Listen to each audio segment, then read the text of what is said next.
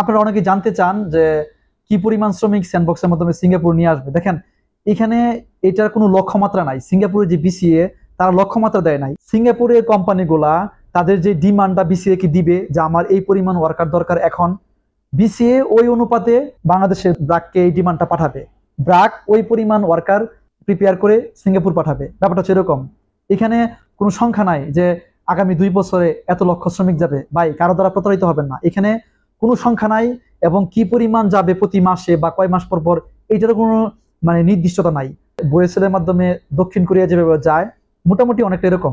বুয়েসেল বাংলাদেশ থেকে হাজার হাজার ওয়ার্কার পাঠিয়ে দিতে পারে না, বা বাংলাদেশ থেকে তো প্রতি মাসে কোরিয়া হাজার হাজার ওয়ার্কার যাইতেছে না। এটা এরকমই।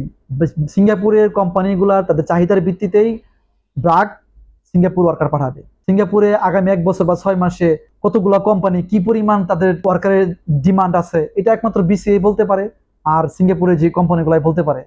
এই ক্ষেত্রে আসলে কোনো স্পষ্ট ধারণা কারোই থাকার কথা না। স্যান্ডবক্সের কার্যক্রম কিন্তু ওইভাবে শুরু হয় নাই। আমি যতটুকু জানি যে গত কয়েকদিনে অল্প কিছু মানুষ আসছে, খুবই অল্প, হয়তো বা 10-15 জন এরকম মানুষ আসছে।